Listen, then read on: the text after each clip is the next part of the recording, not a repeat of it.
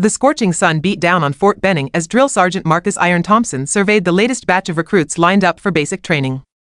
His weathered face, scarred by years of military service, showed no emotion as his eyes scanned the diverse group of young men and women who had volunteered to serve their country. His gaze lingered on one recruit in particular, a tall, athletic young black man standing at attention with perfect posture. Private James Washington had an air of quiet confidence that immediately rubbed Thompson the wrong way. Well, Thompson barked, stepping closer to Washington. Looks like we got ourselves a hotshot here, boys. Probably thinks he's gonna waltz through my training camp like it's some kind of summer vacation. Private Washington kept his eyes forward, not responding to the provocation. His silence only seemed to fuel Thompson's irritation. Over the following weeks, Thompson made Washington's life miserable. Extra push-ups, longer runs, harder duties, whatever he could throw at the young recruit, he did. He questioned Washington's every move, criticized his performance even when it was exemplary, and made snide remarks that barely skirted the line of outright racism. "You people always think you deserve special treatment," Thompson would mutter during inspections, loud enough for Washington to hear but quiet enough to maintain plausible deniability. But Washington never complained. Never fought back. Never even showed a flicker of anger. He simply excelled at everything Thompson threw at him. His marksmanship scores were perfect. His physical fitness tests were off the charts.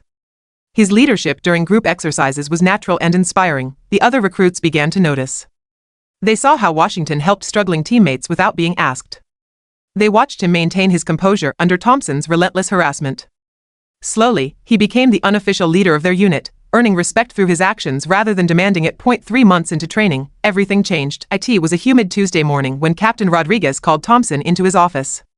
The drill sergeant expected another routine briefing, but what he found instead was a gathering that made his blood run cold. Sitting behind the captain's desk was a distinguished older black man in an expensive suit, flanked by 2 other officers Thompson didn't recognize. Their insignia indicated ranks far above his own. "Drill Sergeant Thompson," Captain Rodriguez began, his voice formal and tense, "I'd like you to meet General William Washington, retired, former Joint Chiefs of Staff advisor and current Pentagon consultant." Thompson's face went white as the pieces fell into place. "And this," the general said, standing to his full imposing height, "is about my grandson, Private James Washington, who you've been mentoring these past few months." The room fell silent except for the hum of the air conditioning. Thompson's mouth went dry as he realized the magnitude of his situation. General Washington pulled out a thick folder and placed it on the desk. "I've been receiving detailed reports about your training methods, Sergeant. Quite interesting reading." "Sir, I can explain," Thompson started. "No need," the general interrupted calmly. "You see, my grandson specifically requested that I not interfere with his training. He wanted to earn his place just like every other recruit. But he also wanted to see what kind of leaders we have training our future soldiers." Thompson's hands trembled slightly as the implications sank in.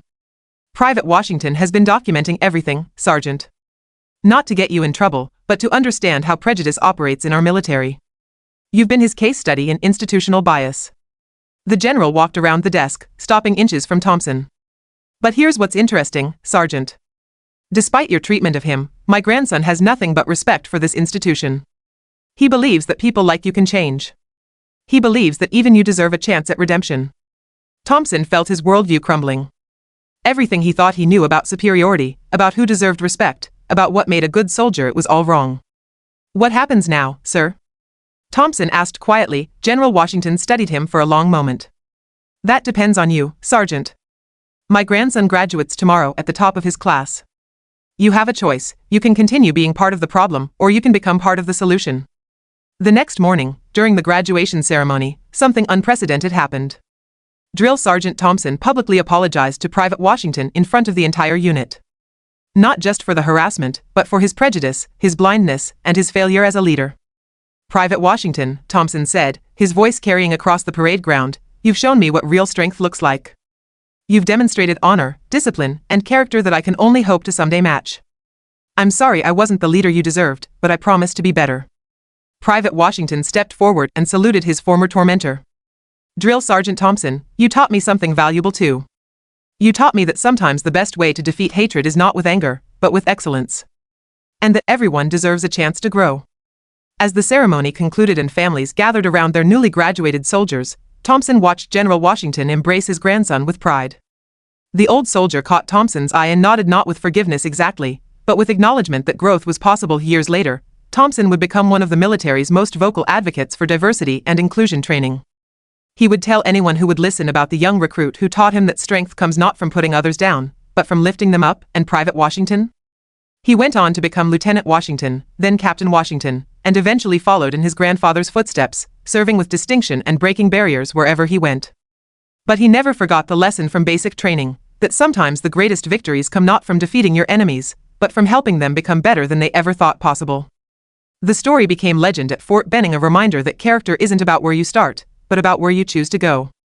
And that sometimes, the most unlikely people can become the teachers we need most.